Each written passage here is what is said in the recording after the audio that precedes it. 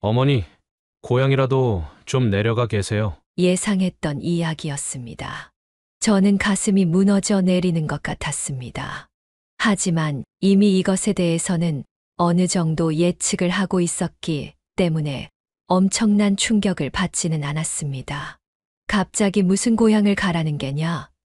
여기 생활 힘드시기도 하고 그동안 서울살이 고생 많이 하셨잖아요. 조용한 곳에서 보내시면 훨씬 몸과 마음도 좋아지고 건강해지실 거예요. 아들의 말에 저는 정이 뚝 떨어지는 것을 느꼈습니다. 너는 내가 고향에 내려가면 찾아오려는 생각은 있는 거냐? 무슨 말씀이세요? 당연히 그래야죠. 다만 그 아파트 판도는 어느 정도 저희한테 맡겨주세요. 그러면 재테크해서 서울에 다시 올라오고 싶으실 때 드릴게요. 무슨 재테크? 뭐 말씀하면 아세요? 그냥 저희한테 맡기시면 되는 거예요. 그렇게 아들과 며느리는 뭔가 홀린 사람처럼 돈 이야기를 반복했습니다. 참으로 돈이 무섭다는 생각이 들었습니다. 이대로 있다가는 설전을 넘어서 싸움으로 이어질 것 같았습니다. 그 때문에 저는 일단 빠져나오기로 했습니다. 아들네의 진심을 알게 되었으니 더 이상 이렇고 저렇고 이야기를 할 부분이 없었습니다. 이게 어떻게 된 일일까요? 지금 아들이 어머니에게 고향으로 내려가라며 강요를 하고 있는데요. 오늘은 김순자님의 사연입니다. 어떤 내용의 이야기일지 바로 들어보도록 하겠습니다. 저는 현재 올해로 73살이 된 김순자라고 합니다. 저의 이야기를 꺼내놓는 것이 참으로 부끄럽다는 생각도 들지만 또 시간이 이렇게 조금 흘러서 털어놓는 것이 제 마음에 훨씬 위로가 될 것 같아서 이야기를 꺼내봅니다. 저 같은 경우 살면서 정말 우여곡절이 많았습니다. 한때는 너무 배고팠어 라면을 반으로 쪼개서 나눠 먹어야 했을 정도로 삶에 기구한 일들이 많았어요. 하지만 그런 힘든 시절을 극복하면서 정말 눈물을 흘리는 기쁜 순간도 있었는데요. 하지만 그런 다양한 일들을 경험하면서 가까운 곳에 악마를 가장한 사람이 있을 것이라고는 정말 믿을 수가 없었습니다. 지금부터 제가 정말 제 인생이 어떻게 끝날 뻔했는지 정말 지금도 생각하면 소름 돋는 이야기를 전해드리려고 합니다. 저는 20대 시절 정말 가난했습니다. 그 시절에는 다들 그랬다고 이야기를 하시고는 하지만 그 중에서도 저는 참으로 가난했습니다. 어머니, 쌀 며칠치나 남았어요?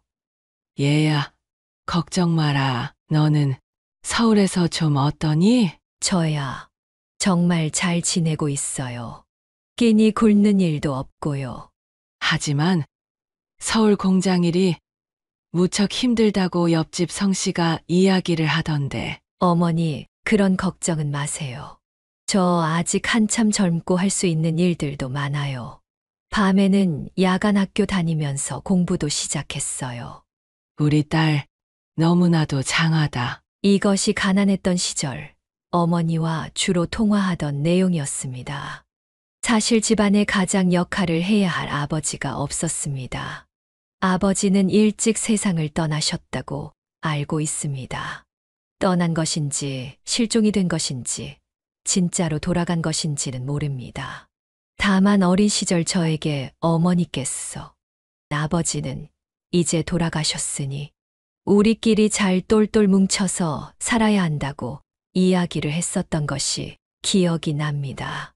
사실 저는 그때 아버지의 빈자리를 느끼지 않았습니다. 솔직히 말하면 좋았다고 말하는 것이 맞겠습니다. 그 이유는 아버지는 소위 망나니였기 때문입니다. 아버지는 술과 노름을 좋아했습니다. 어릴 적 우리들 앞에서 어머니에게 폭행을 행사했던 기억이 선합니다. 그 기억은 지금도 너무나도 충격적이고 아픈 기억입니다. 그렇게 어린 여동생들과 저 그리고 어머니는 오랜 기간 정말 가난한 시절을 살아야 했습니다. 판자촌 생활은 정말 쉽지 않았죠. 어머니, 또 비가 새는 것 같아요. 그래? 양동이 좀 가져오너라. 방바닥에만 물이 안 스며들면 되니 걱정하지 말으렴. 늘상 이런 대화를 했었습니다. 지금은 저렇게 사는 사람이 있다고? 다른 나라 이야기 아니야? 이렇게 말하시는 분들이 있을 수도 있지만 그 시절에는 저처럼 사는 사람들이 생각보다 많이 있었습니다. 하지만 그 이후 어머니는 형편이 좀 나아질까 싶을 때 병환을 얻고 돌아가셨습니다. 배고프게 살지 말 거라. 순자야, 어머니의 마지막 말씀이었습니다. 어머니의 이런 말씀은 제게 정말 큰 위로가 되기도 했고 또 삶의 새로운 목표가 되었습니다. 그렇게 서울에서 공장 일을 계속해서 해나갔습니다. 그러다가 목수일을 하는 남편을 만나게 되었습니다. 남편의 이야기를 들어보니 그이 역시도 만만치 않은 삶을 살아온 사람이었습니다. 그래서 좋았던 것 같습니다. 남편은 사람 힘든 것을 알고 늘 배려를 해줄 줄 아는 그런 사람이었습니다. 남편 같은 경우 거제도 출신이었습니다. 그런데 혈혈단신으로 서울까지 올라와서 정말 열심히 사는 사람이었습니다. 그러다가 남편과 저 둘 사이에 아들이 태어나게 되었죠. 아이를 위해서 지금부터 재산을 조금씩이라도 모아봐야겠어. 아니, 우리 사는 것도 빠듯한데 괜찮겠어요. 그래도 아이는 우리들처럼 힘들게 살지는 않았으면 좋겠거든. 그러면 저도 일을 좀 알아볼게요. 무슨 말이야, 그게. 아이에게는 엄마가 필요해. 내가 주말에 좀 더 일을 하고 또 야간에 할 수 있는 일들도 알아볼게. 이처럼 남편은 대단히 큰 책임감으로 우리 가족을 보살폈습니다. 저도 그런 남편의 마음을 이어 아이를 정말 성심성의껏 돌보았습니다. 그렇게 피곤하게 집에 들어오면 남편은 힘들만도 했지만 아이에게도 정말 좋은 아버지였습니다. 항상 아이와 놀아주는 남편의 모습이 너무나도 고마웠습니다. 지치고 힘들 법도 한데 최선을 다해서 남편 역시도 아이를 위해서 노력을 했죠. 그렇게 10여 년의 세월이 지났습니다. 삶은 이제 정상적으로 자리를 잡고 좋은 방향으로 가는 듯 했습니다. 정말 우리 가족이 부단히 노력한 결과였습니다. 우리가 단칸방에서 이런 집을 얻을 수 있을 것이라고는 생각도 못했는데 그러게요. 세상이 정말 좋아진 것 같아요. 당신이 노력한 덕분이지. 그동안 애 키우랴 살림하랴 또 돈 아끼랴 얼마나 고생이 많았소. 고생은요. 당신도 하루하루 힘들고 다치면서까지 일을 계속했었잖아요. 이제 좀 쉬면서 하면 안 돼요? 무슨 소리야. 이제는 일을 안 하면 몸이 아파. 그리고 이제 시작이지. 집 있다고 다 끝나는 것은 아니니까. 우리는 서울 외곽 지역에 작은 집 하나를 얻을 수 있었습니다. 물론 당시에는 잘 사는 사람들보다는 그래도 저희처럼 어려운 사람들이 옹기종기 모여 살던 동네였습니다. 물론 지금은 엄청나게 발전한 곳이 되어서 화려한 곳이 되었지만 그때는 개발도 많이 되지 않은 동네였었죠. 그러다가 저에게 엄청난 시련이 찾아왔습니다. 네, 여보세요? 안녕하세요. 여기 서초구에 있는 병원입니다. 병원에서 무슨 일이시죠? 남편분께서 다치셔서 병원에 오셨는데 보호자님께 연락을 드려야 할 것 같아서요. 청천벽력과도 같은 소리였습니다. 저는 불이 나게 남편이 있는 병원으로 갔습니다. 남편은 인공호흡기를 달고 정신을 차리지 못하고 있었습니다. 건설 현장에서 뭐가 떨어졌는데 남편의 머리를 스치고 지나갔다는 것이었습니다. 그런데 처음에는 괜찮아 보이다가 이후 뇌출혈로 쓰러졌다는 이야기를 들었습니다. 남편은 어떻게 될까요? 일단 상황을 지켜봐야만 하겠습니다. 앞으로 일주일이 고비가 될 수 있습니다. 아니, 어떻게 이런 일이. 저는 눈물을 머금고 남편이 부디 깨어나길 빌었습니다. 하지만 남편은 그대로 식물인간이 되어 버렸습니다. 그리고 20여 일간 사투 끝에 세상을 떠나고 말았습니다. 그때 얼마나 울었는지 모르겠습니다. 정말 남편 없이 어떻게 이 세상을 살아야 할지도 막막했고, 또 남편이 더 이상 제 곁에 없다는 사실이 아예 믿기질 않았습니다. 당시 제 아이가 10대 시절을 막 지나고 있을 때였기 때문에 그 당시 상황은 제가 굳이 이야기를 하지 않아도 너무나도 잘 아실 것이라 생각합니다. 그래서 저는 생활을 유지하기 위해서, 아이를 키우기 위해서 안 해본 일들이 없었습니다. 일자리가 있다면 무조건 가서 뭐든지 열심히 했습니다. 물론 남편이 소속되어 있던 목공 관련 회사 쪽에서 저에게 적지 않은 돈을 위로비로 주었고, 또 남편이 모아놨었던 돈도 제법 있었기 때문에 생활에는 큰 문제가 없을 수도 있었습니다. 그러나 저는 차마 그 돈에 손을 댈 수가 없었습니다.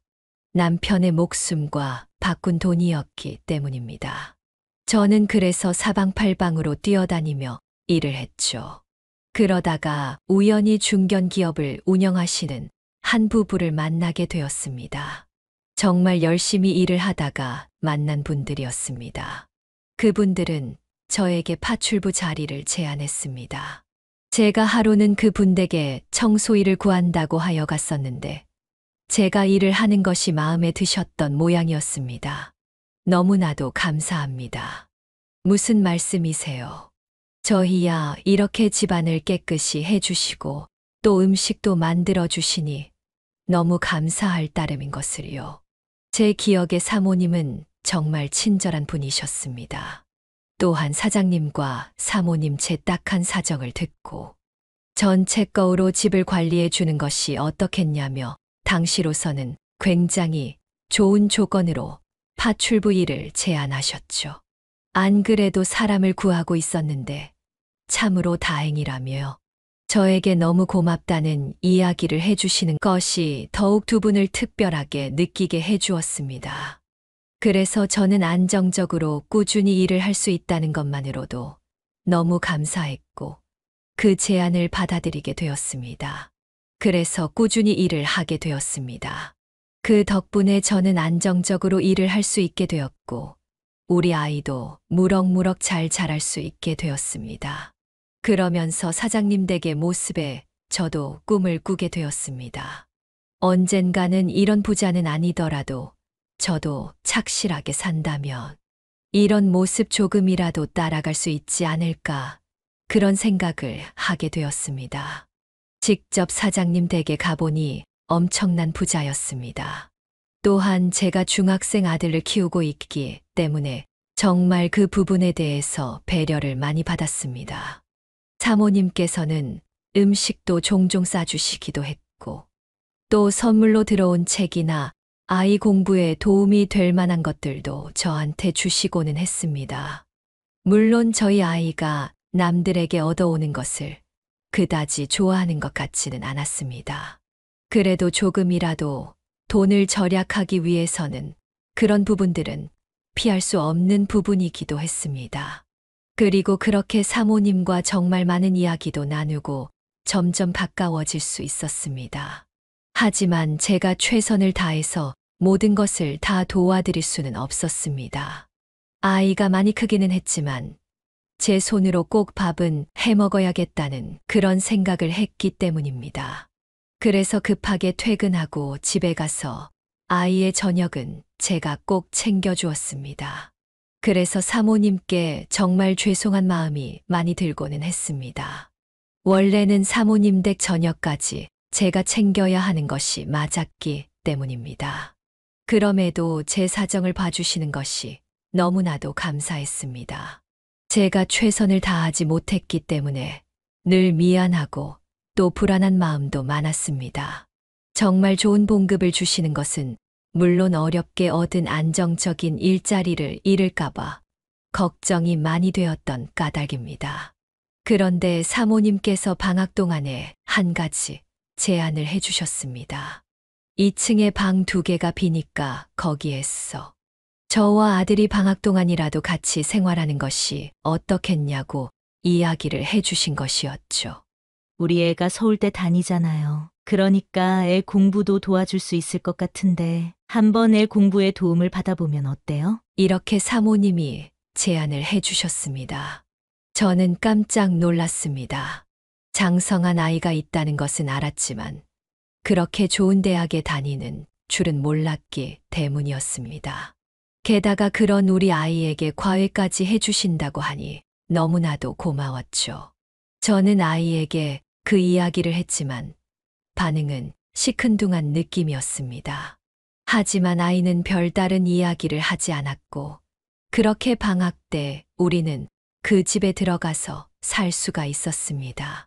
사실 그렇게 되면 음식값이나 냉난방비를 절약할 수 있어서 돈을 아끼는데 더 좋은 환경이었습니다. 정말로 감사한 일이었습니다. 사실 솔직히 말하자면 아무리 직원일지라도 같이 생활한다는 게 정말 힘든 일이잖아요. 제가 사모님 입장이었다고 할지라도 외부인을 들이기 정말 쉽지 않았을 텐데 저를 그렇게 집으로 들일 생각까지 하신 건 정말 존경받아 마땅할 일이었죠.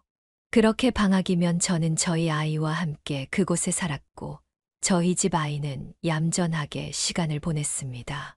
그리고 사모님 댁 서울대에 다니는 도련님은 항상 주말마다 들려서 저희 아들의 공부를 봐주셨습니다.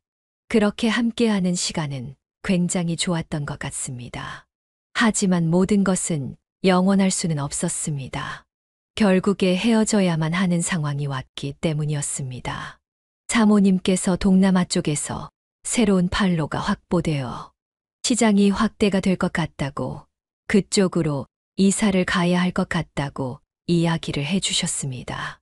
그동안 너무나도 감사한 것들이 많아서 저는 큰 마음을 먹고 몇 가지 선물들을 준비하게 되었습니다. 하지만 오히려 사모님은 저에게 당시로서는 생각지도 못하는 수준의 퇴직금을 준비해서 주셨습니다. 요즘에야 퇴직금이란 개념이 잘 잡혀 있지만 당시에는 저 같은 사람들은 그냥 내쫓으면 나가야 하는 그런 입장이었는데 퇴직금까지 챙겨주신 것이었습니다. 지금 생각해봐도 너무나도 은인 같으신 분들이었습니다. 그 뒤로 저는 다시 이런 일 저런 일 온갖 잡부일들을 하며 아들이 대학을 갈 때까지 부족함 없이 키우려고 노력을 했습니다. 퇴직금을 받은 것이 있었고 이전에 모았던 돈까지 합치면 상당한 돈이었지만 저는 함부로 쓸 수가 없었습니다. 우리 남편이 세상을 떠나기 전까지 어떤 마음으로 살아왔는지 알기 때문이었습니다. 더욱 열심히 해야 해.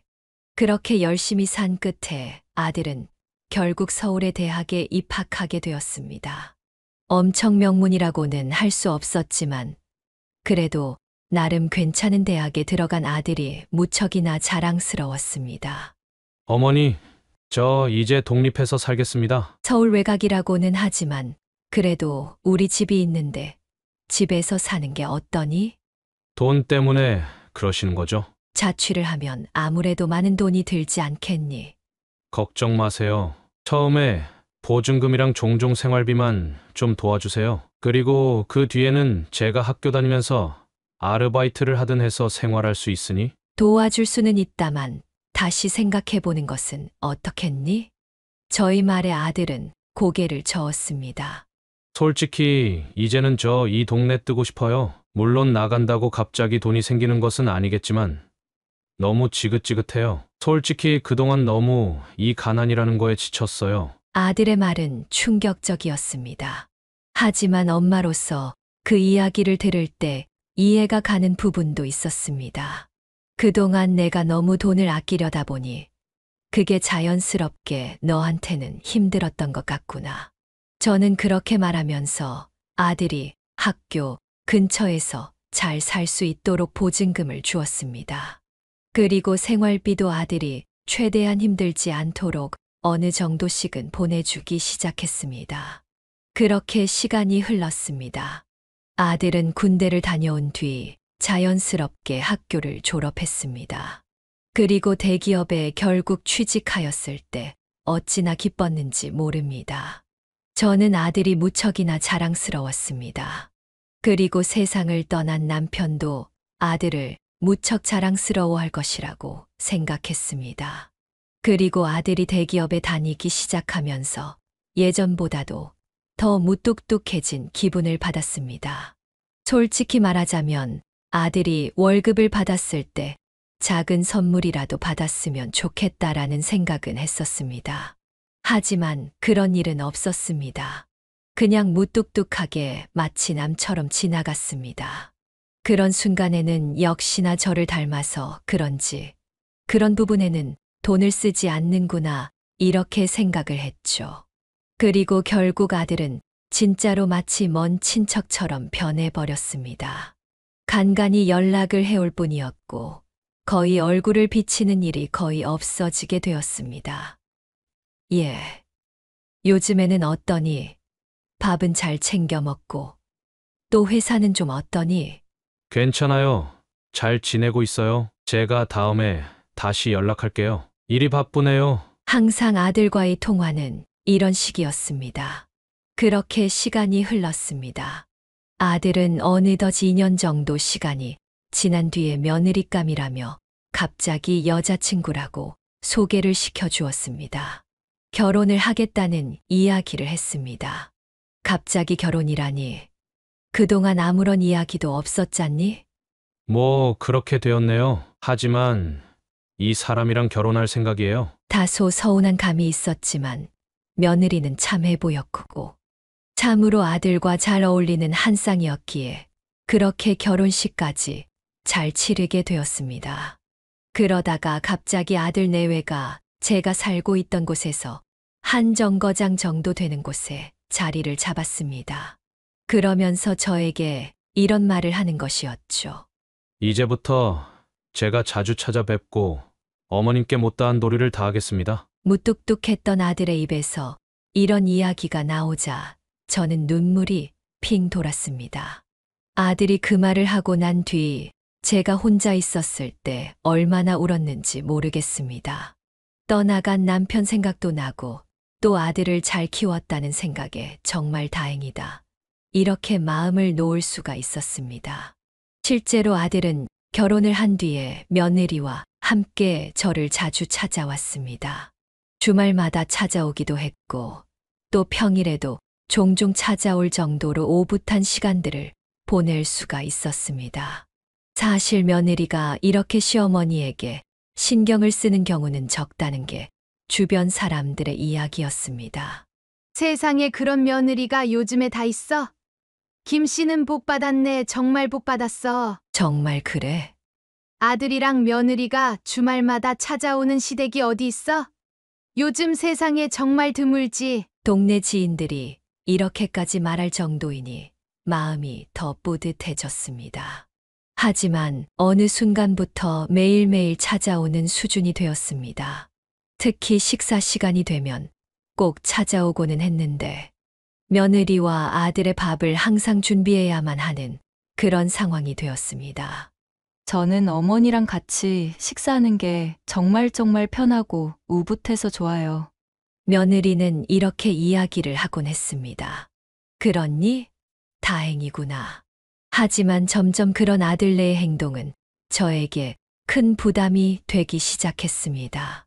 좋아서 찾아온다는데 다른 이야기를 할 수는 없었지만 그럼에도 힘든 부분들이 많이 있었습니다.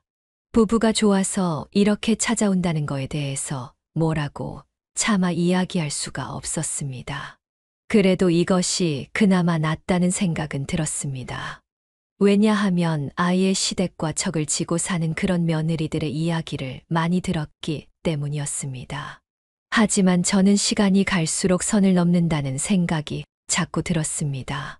매번 와서 밥을 먹다 보니 식비가 생각 이상으로 많이 나가기 시작했습니다.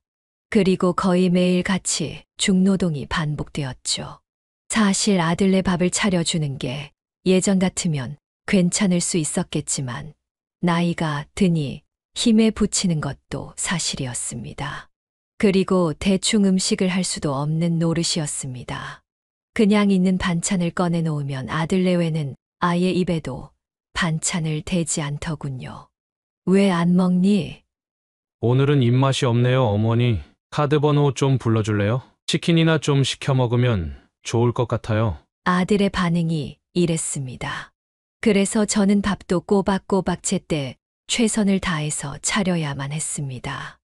또 한 가지 마음에 걸리는 부분도 있었습니다. 어머니, 다리미 최신 버전인 것 같은데 빌려주시면 안 돼요? 며느리의 말이었습니다. 다리미는 선물을 받은 것이었는데 며느리는 이처럼 뭔가 좋은 게 있을 때마다 이렇게 꼭 물어보고는 했습니다. 저희가 다리미가 고장이 나서 그러는데 며칠만 써봐도 돼요. 쓰고 바로 가져다 놓을게요. 이거 괜찮은지 한번 보고서 저희도 사려고요. 그냥 가져가거라. 나는 이전에 쓰던 다리미도 있어서 괜찮다. 저는 이렇게 말을 했고 며느리는 귀신처럼 다리미를 가져갔습니다. 그렇게 식재료를 가져가거나 반찬을 해놓은 것이 있으면 취향에 따라서 쏙쏙 가져가기 시작했습니다. 그래도 저는 이런 며느리의 모습을 좋은 쪽으로 해석하기 위해서 노력을 했습니다. 알뜰살뜰해서 예전에 저의 모습과 겹쳐 보일 때도 있었기 때문입니다. 아껴야 잘 사는 법이지. 그렇지. 저는 이렇게 긍정적으로 생각했습니다. 그러니 조금은 마음이 편해지는 것 같기도 했습니다. 그러나 점점 그 행동이 심해졌습니다. 어머니, 이 청소기는 어때요? 에어프라이기는 혹시 살 생각 없으세요? 이런 식으로 저에게 뭔가를 사달라는 투의 말투로 늘 저를 압박했습니다. 아들은 그런 모습을 뻔히 보고 있으면서도 아무런 이야기도 하지 않았습니다. 오히려 이런 경우도 있었죠. 그것보다 내가 광고에서 봤는데 대기업에서 나온 그거. 그래, 그게 더 좋은 것 같던데? 이런 식으로 얌체짓을 하기 시작했습니다. 제가 너무나도 아끼는 아들 부부라지만 선을 넘는 행동들이 겹겹이 누적되기 시작했습니다. 그런데 얼마 지나지 않아 반전이 생겼습니다. 바로 며느리가 임신을 하게 된 것이었습니다. 어머니, 저 임신했어요. 속이 요즘에 안 좋아서 병원에 갔는데 글쎄 임신을 했다고 하지 뭐예요. 아이고, 너무 기쁜 소식이구나. 임신을 했을 때는 음식을 잘 챙겨 먹어야 한다. 그래서 저는 또 성심성의껏 정말 좋은 음식들을 만들기 시작했습니다. 사실 저는 그때까지만 하더라도 계속해서 청소하는 일들을 찾아서 하고 있었는데 그렇게 한 달에 180 정도 벌면 아들내 챙기는데 그 돈을 다 쓰는 것 같았습니다. 임신을 알린 뒤 상황은 더 심각해지고 있었던 것입니다. 그때부터는 대놓고 저에게 찾아오기 시작했었죠. 임신일 때는 엄마 밥이 최고라면서 아들이 안 떨던 너스레까지 떠는 모습이었습니다. 그리고 임신 이후에는 마치 주인이라도 되는 것처럼 저희 집에서 살다시피 했습니다. 솔직히 저는 식모살이가 다시 시작된 느낌이 들었습니다. 하지만 그럼에도 손주가 생겼다는 사실이 그 모든 것을 견디게 해주었습니다. 그리고 이후에 아이가 순산이 될 때까지 거의 저는 며느리를 상전 모시듯이 보살폈습니다. 물론 힘들고 지출도 훨씬 늘어 이제는 통장에 있는 돈들을 까먹기 시작했지만 그래도 손주를 보고 싶은 마음에 잘 참아내었습니다. 그리고 이후에 아이는 순산을 했습니다. 손주를 보니 그동안 며느리와 아들에게 힘들었던 감정들이 다 녹아내리는 것 같았습니다. 그런데 며느리가 출산 이후에는 친정에 가서 지내겠다고 했었는데 그 계획이 바뀌게 되었습니다. 당분간 신세 좀 질 것 같아요. 어머니, 죄송해요. 저희 엄마가 스케줄이 많으셔가지고요. 그래, 뭐 어쩔 수 없지. 필요한 것 있으면 뭐든 말하거라. 저는 이렇게 이야기를 했습니다. 친정에 가지 않는 이유는 즉슨 산후조리를 해야 하는데 사돈이 해외에 갔다는 것이었습니다. 저는 어이가 없었지만 예전에 예약을 해둔 것이라 취소를 하면 돈 몇백을 물어줄 수밖에 없다고 해서 그냥 그러라고 했습니다. 어쨌거나 산후조리는 정말 중요했습니다. 저 같은 경우 산후조리를 제대로 못했었기 때문에 지금도 몸이 아플 때가 있습니다. 그래서 며느리는 그렇게는 되지 않아야겠다 싶어서 한 달이나 성심성의껏 며느리를 돌보게 되었습니다. 저는 정말 힘든 시간을 보냈습니다. 밤낮으로 간호를 하고 보살피고 그래야 했기 때문입니다. 그리고 아들도 며느리가 여기 있다 보니 퇴근을 하면 바로 여기로 왔고 마치 여기에 살던 사람처럼 눌러앉은 상황이 되어 버렸습니다.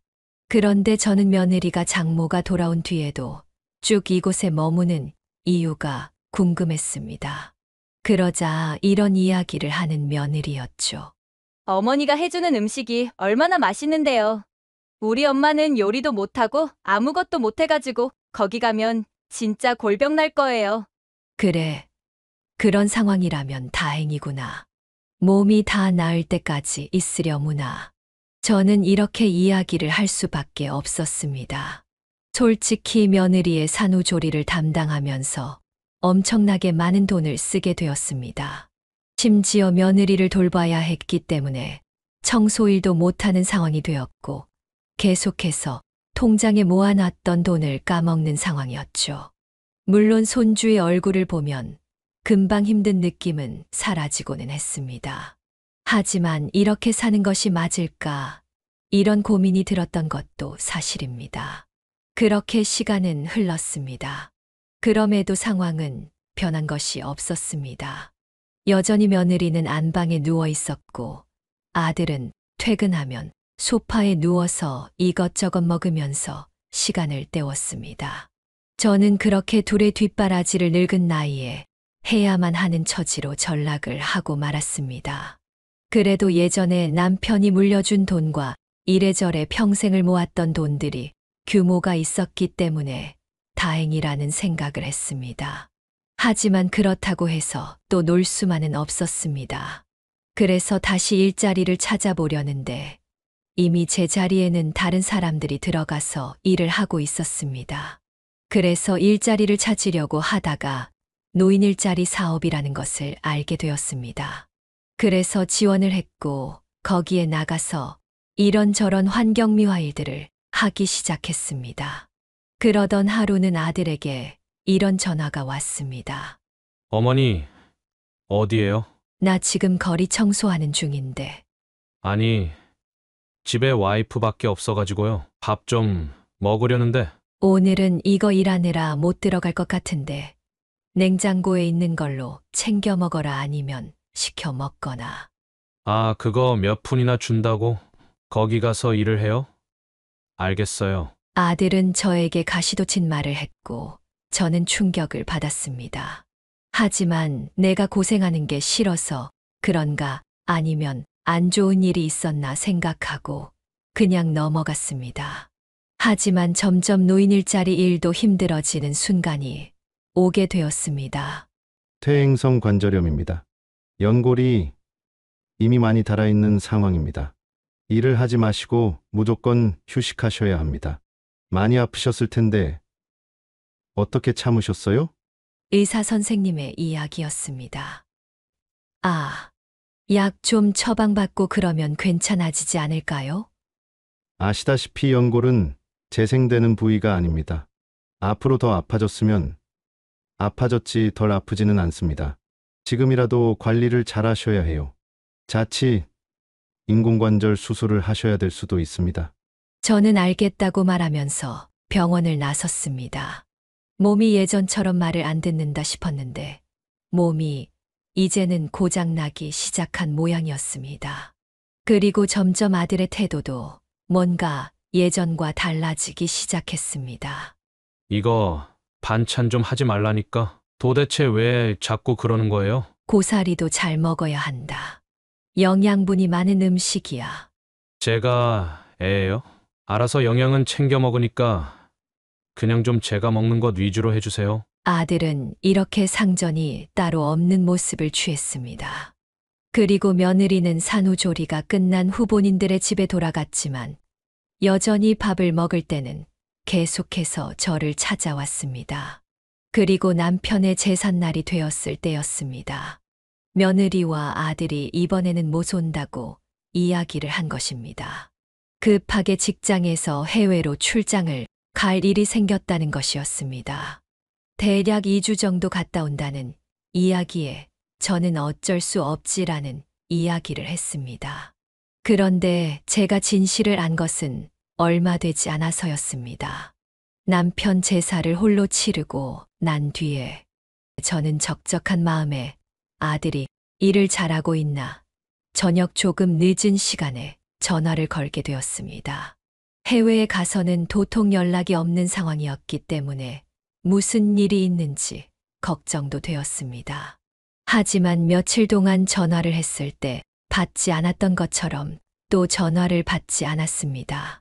통화음만 계속할 뿐이었습니다. 해외에서 전화를 써서 비싸서 못 받나 이런 생각도 했습니다. 그런데 그때였습니다. 툭 하고 전화 받는 소리가 들렸습니다. 여보세요? 예, 명서가. 들리니?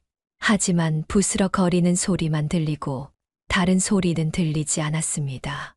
아마도 어쩌다가 주머니에 있는 휴대폰이 전화가 받아진 것 같았습니다. 저는 그래서 전화를 끊으려고 하는데 갑자기 말소리가 들리기 시작했습니다. 아니, 어머님 사는 그 집 팔면 돈 꽤 되는 것 아니야? 며느리의 목소리였습니다. 아니, 그거 팔라고 예전부터 가끔 말했는데 팔 생각이 전혀 없더라고. 거기 집값 지금 10억까지 올랐다던데. 뭐 그게 우리 돈이냐? 줘야 우리 돈이지. 우리가 모신다고 말을 하는 건 어때? 뭘 모셔? 뭘 모시긴. 어머니지.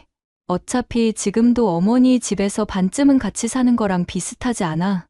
며느리의 말은 충격적이었습니다. 그때였습니다. 더 충격적인 목소리가 등장을 했습니다. 아서라 그런 소리 말아라. 너 시어머니 모시고 산다는 게 어디 쉬운 줄 알아? 반쯤 같이 사는 것 같다는 거랑 서로 같이 산다는 거랑 완전히 다른 거야. 사돈이었습니다. 일단 사돈이 왜 아들이라는 곳에 가 있는지 알 수가 없었고 지금 말은 그동안 사돈이 보여줬었던 이미지랑은 정반대의 이야기였습니다. 그나저나 사이판은 진짜 좋네요. 한국은 겨울이라서 추워 죽겠는데 여긴 천국이네. 아들의 목소리였습니다. 사이판이라는 이야기에 저는 무슨 일인지 확실히 알게 되었습니다. 제 아들과 며느리가 사돈을 데리고 사이판으로 놀러간 것이었습니다. 제가 남편의 제사를 지내고 있는 동안 말이죠. 그래서 당신 어떻게 할 거야?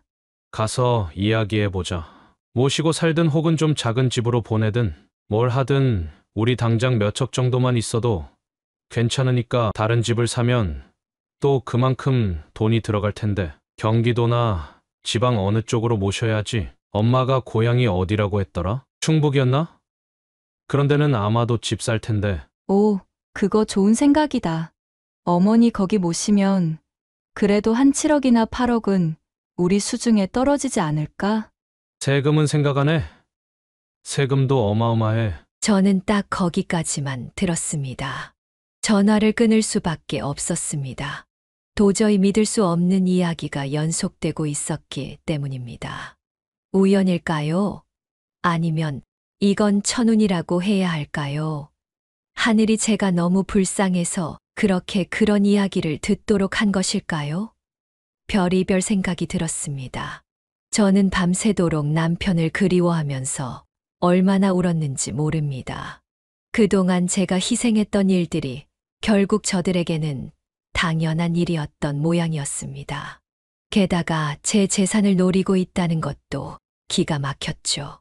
저는 대충 일주일 뒤에 아들이 다시 한국에 들어온다는 사실을 알았기 때문에 급하게 움직이기 시작했습니다. 그리고 일주일 정도가 지나서 아들이 돌아왔습니다.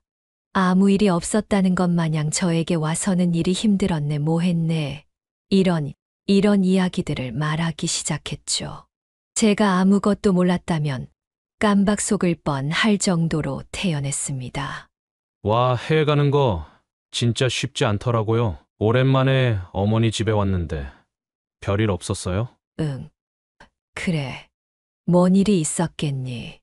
저의 차가워진 태도에 아들은 당황한 것 같았습니다. 하지만 저는 도저히 웃는 낯으로 아들 내외를 볼 자신이 없었죠. 어머니 선물도 사왔어요. 며느리는 까맣게 탄 얼굴로 저에게 뭔가를 내밀었습니다. 아마도 지역 특산물 과일을 말린 것 같았습니다. 이거 거기에서 어렵게 사왔어요. 이번에 제가 이 뒤치다거리 엄청 한 거 있죠? 진짜 어머니 이 사람 키우시느라 고생 많으셨겠어요. 그렇게 말하는 며느리가 참으로 가증스럽다는 느낌마저 들었습니다. 게다가 아들은 제 반응과 표정 따위는 보이지도 않는지 투정을 시작했습니다. 뭐 먹을 것 없어요? 슬슬 배가 고픈데. 응. 없어. 바빠서 못했다. 뭐 하느라 바빠요? 일 계속 나가고 있잖니. 아니, 무슨 그거 얼마나 준다고 계속 나가요? 이 집 팔고 노후 자금 적당히 마련해서 지방으로 내려가시는 건 어때요? 은근슬쩍 아들은 저를 떠보는 것 같았습니다. 그러면서 심지어 배달 어플을 켜고 또 이런 말을 했죠. 어머니, 카드 좀 줘요. 분식 좀 시키게요. 아들은 이렇게 이야기하면서 소파에 벌렁 누웠습니다. 그리고 얼마 뒤에 배달이 왔는지 현관문 벨이 계속 울렸습니다. 그런데 아들과 며느리는 움직이는 신용도 안 하고 TV를 보며 뭐 재미있다고 떠들며 웃고 있었습니다. 반복되는 벨소리 때문에 머리가 아플 지경이었습니다. 저는 결국 직접 나가서 카드로 결제를 하고 배달 음식을 받아왔습니다. 25,000원입니다. 카드 결제시죠? 네, 여기 있습니다.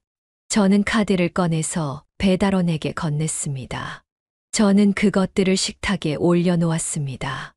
요즘 나이가 든 뒤에는 밀가루 음식을 못 먹는다고 아들에게 누누이 말했었습니다. 그런데 아들은 떡볶이를 시켰고 아들은 저에 대해서 전혀 관심이 없다는 것을 알 수 있었습니다. 어머니, 좀 드세요. 나는 떡볶이 못 먹는다. 왜요? 여기 맛있는 데인데. 속이 안 좋구나. 그래요? 그럼 들어가서 좀 쉬세요. 아들과의 대화는 이웃집만도 못한 수준이었습니다. 저는 답답하고 무거운 마음으로 방으로 향하게 되었습니다. 그리고 억지로 잠을 청했습니다. 다시 깨었을 때는 아침이었습니다. 그렇게 거실로 나가보니 난장판이었습니다. 먹고 남은 음식의 쓰레기에 또 흘린 국물 같은 것도 제대로 닦지 않은 모습이었습니다. 아들네는 자기 집으로 간 것으로 보였습니다. 저는 그 길로 마음 먹었던 것을 해야겠다. 망설일 이유는 없다고 확신을 가졌습니다. 그날 저녁에도 어김없이 아들에게 연락이 왔습니다. 어머니, 오늘은 집사람이랑 조금 늦을 것 같은데 밥 좀 한 8시까지 차려주세요. 나는 오늘 나가서 먹을 생각이다. 너희가 알아서 해 먹어라. 무슨 말씀이세요? 저녁에 어딜 나가신다고 그래요? 그러면 준비만 좀 해놔요. 알아서 먹고 갈게요. 여기가 무슨 식당인 줄 아니? 그리고 알아서 뭘 먹고 가긴 먹고 가. 설거지 하나도 못하면서 뭘 알아서 먹고 간다는 거냐? 아니, 갑자기 왜 이래요? 네 엄마 72이다. 72. 이제 살 날이 얼마 남았는지는 모르겠지만 그것도 금방이겠지. 내가 이런 나이에도 이렇게 뒤치다꺼리나 하면서 살 줄은 꿈에도 몰랐다. 아니, 무슨 밥 하나 차려주는 게 대수라고 그래요? 그 별거 아닌 거 내가 챙겨 먹으면 되지 않겠니? 일단 오늘 뭔가 어머니 기분 안 좋은 일 있는 것 같으니 그냥 넘어갈게요. 저는 전화를 끊어버렸습니다. 어처구니가 없었습니다. 안 넘어가면 어쩔 건데라는 생각이 절로 들었습니다. 아들이 아니라 마치 상사를 모시며 살아가는 그런 기분마저 느꼈습니다.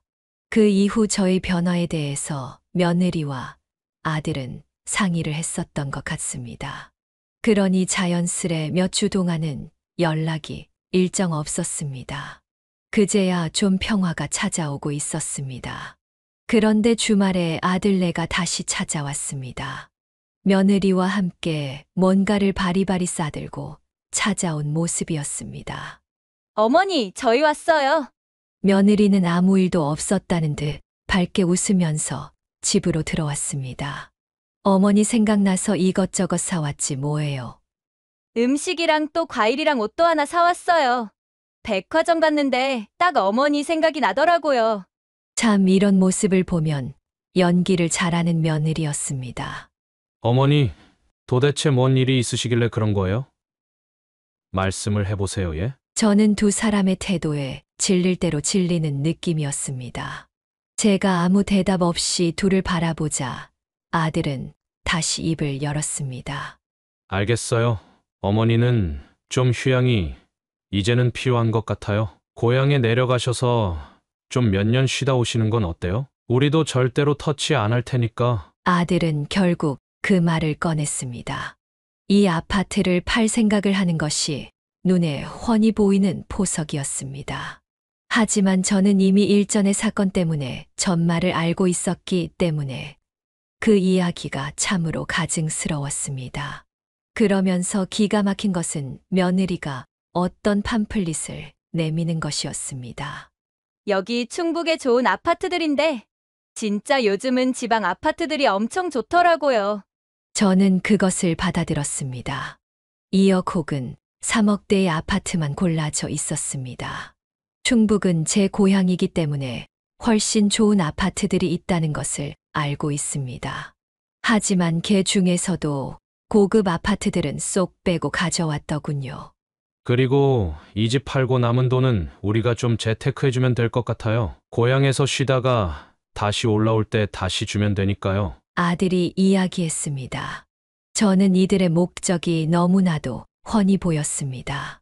너 결혼할 때 내가 보태준 돈은 어디 있니? 그걸로는 재테크가 안 되든. 사실 저는 아들이 결혼할 때 적지 않은 돈을 줬었습니다. 당시에도 아파트 사는데 보태라고 3억을 건넸었죠. 그동안 제가 평생 모아왔던 돈이었습니다. 물론 남편이 모은 돈 6억은 제가 차마 쓸 수가 없었습니다. 그거 아파트 사는데 썼고 또 그것만으로 부족해서 대출도 받은 것 알잖아요? 참으로 기가 막힌 노릇이었습니다. 사돈네가 상당한 부자라는 것을 알고 있었습니다. 그런데 한 푼도 보태지 않은 것도 이상했습니다. 그러면 나는 이 아파트 팔고 충북에 가서 살면 내 밥값, 생활비는 절로 나오니? 이 이야기의 아들은 얼굴을 긁적이며 이렇게 말했죠. 그거는 대충 몇천 가지고 가서 생활하시다가 내가 조금씩 생활비 보내줄게요. 그리고 노인 일자리 그거 다니는 거 전국에서 다 시행하는 거니까 거기서도 일할 수 있겠죠. 72이 넘은 지 애미 보고 또 일하라는 아들의 이야기는 이제는 끝까지 왔다는 생각을 하게 만들었습니다. 내 솔직히 지금 하고 싶은 말 해야겠다. 왜냐하면 지금이 마지막 대화가 될 것 같거든. 내 말에 아들과 며느리가 집중을 했습니다. 이제 나는 너희들 밥을 차려주는 일도 이런 대화를 하는 일도 없을 거다. 앞으로는 너희가 알아서 살면 될 것 같구나.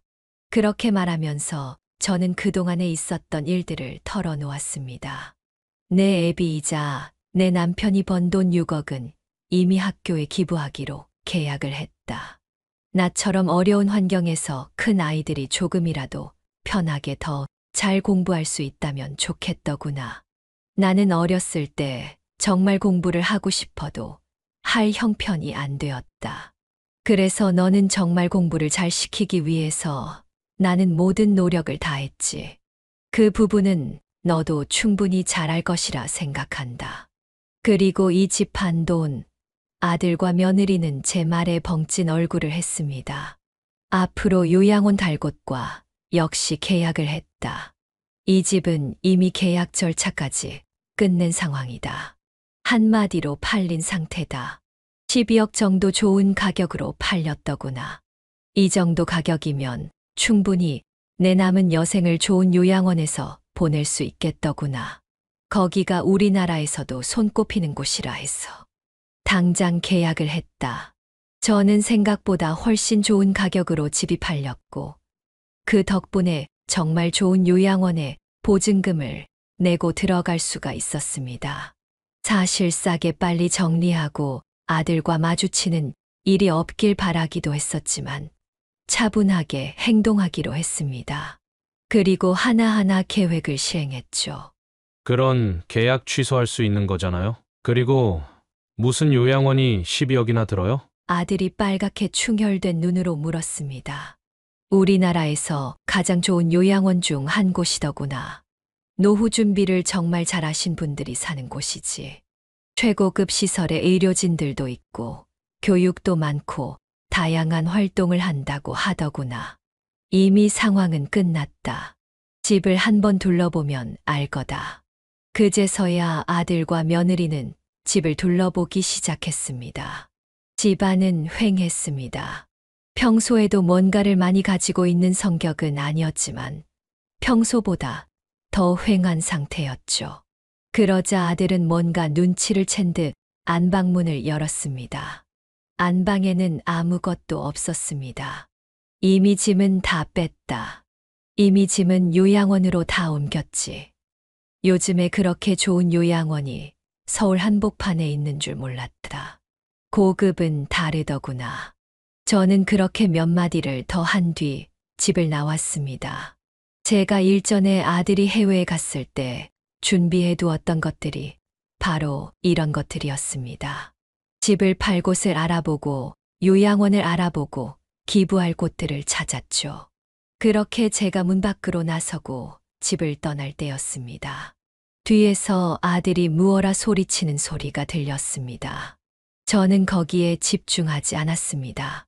차마 마지막까지 최악의 아들 모습은 보고 싶지 않았기 때문이었습니다. 하지만 저는 후회 없는 결정을 했다고 생각을 합니다. 이것이 불효한 자식에 대한 확실한 가르침이었기 때문입니다. 또한 돈만 보고 저를 돈기게 취급을 했던 며느리에 대한 복수이기도 했습니다. 그리고 몇 차례 아들이 제가 있는 요양원에 찾아왔다고 합니다. 하지만 앞에 있는 경비들한테 막혔다고 하죠. 그래서 몇 번은 그런 이야기를 들었을 때 다시 만나볼까 이런 생각도 했습니다만 접었습니다. 그 이유는 바로 아들이 보낸 연락 때문이었습니다. 그리고 이곳에 지혜로운 분들이 많아서 그분들과 상담도 했습니다. 참고로 제가 있는 곳은 최고급 요양원으로 수많은 중산층, 부자분들이 함께하고 있습니다. 저는 이곳에서 새로운 배움을 가지고 서로 보듬어 주면서 새로운 시작을 경험하고 있는 중입니다. 서로의 고민을 털어놓기도 하죠. 저는 휴대폰으로 아들의 문자가 몇 번이나 오긴 했었습니다. 잘못했다는 그런 내용이었는데 웃긴 것이 몇 억이라도 아니 몇 천이라도 주면 안 되겠냐는 이야기였습니다. 끝까지 저를 돈으로 본 아들과 며느리였던 것입니다. 그래서 이곳에서 은퇴하고 지내시는 교수님이나 기자 같은 분들과 함께 이야기를 나눴죠. 부끄러운 일이지만 상담을 하니 마음이 한결 편해졌습니다.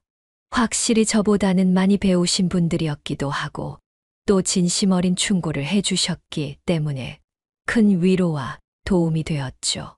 지금은 세상을 떠난 남편 생각이 자주 나기는 합니다. 남편이 아들 잘 키우라고 그 고생을 하다가 갔는데 저는 아들을 제대로 키우질 못했으니까요. 다만 아들과 며느리도 어느 시점이 되면 정신이 들지 않을까요? 자기들도 결국 연로하고 아프고 또 자식이 커서 자신에게 어떻게 하는지 보게 될 테니까요. 그런 것들을 보면 제가 어떤 마음으로 지금 이 요양원에 와 있는지 깨닫게 되겠지요. 어찌 보면 참으로 가슴 아픈 이야기로 들리겠지만 지금은 후련합니다. 그리고 제 진짜 행복을 위해서 산다는 게 무엇인지 이 늦은 나이에 배우고 있습니다. 그렇게 생각하면 저는 너무나도 제 자신을 잃어버리고 살았던 것 같네요. 제 사연을 들으시는 분들이라면 부디 자신을 잃지 마시고 내 자신을 먼저 생각하는 그런 선택들을 해나가시길 바랍니다. 그것이 저를 위해서도 또 자식을 위해서도 올바른 길이라는 생각을 합니다. 제 사연을 들으시는 분들은 부디 저와 같은 전철을 밟지 않으셨으면 좋겠습니다. 지금까지 제 이야기를 끝까지 들어주셔서 정말 감사합니다. 네, 오늘 이야기는 어떠셨나요? 김순자 할머니는 정말 가진 고생을 하고 남편까지 먼저 떠나보내는 상황에서도 아이를 잘 키우기 위하여 모든 고초를 다 경험해야만 했습니다. 그리고 실제로 아들은 잘 성장을 했는데요. 하지만 아들의 마음은 그렇지 못한 모양이었습니다. 아들이 어머니의 돈을 결국 노리는 상황이 왔고 이것은 충격적인 결말로 이어지게 되었는데요. 아무리 돈이 중요한 세상이라고 하지만 어떻게 자식이 어머니한테 이럴 수가 있는지 모르겠습니다. 자식과 부모는 하늘이 맺어준 연이라고 하였습니다. 하지만 그 연도 분명 어디까지나 서로 존중하고 효를하고 의무를 다하고 지켜야 할 것은 지킬 때 의미가 있는 것이겠죠. 요즘에는 자식이 부모에게 맡게 하는 것을 넘어서 폭력과 폭언을 일삼고 아예 방치를 하는 경우들도 많이 늘어나고 있다고 합니다. 그래서 보살핌을 받지 못하는 노인들이 늘어나고 빈곤한 노인이 점차적으로 증가하여 사회 문제로까지 이어지고 있는 상황이죠. 이런 시대에 우리는 살아가면서 무엇이 정말 중요한 것인지 다시 한번 떠올리게 됩니다. 오늘 이야기를 듣고 어떻게 생각하시는지 어머님, 아버님의 생각을 댓글로 공유해주세요. 저는 또 다른 사연으로 찾아뵙겠습니다. 좋아요, 구독, 알람 설정을 통해 앞으로도 따뜻한 정을 나눌 수 있게 함께 해주세요. 어머님, 아버님의 삶의 지혜와 경험을 나눌 수 있는 통로가 되겠습니다. 오늘도 인생을 바꾸는 관점을 통해 사연을 들어주셔서 감사합니다.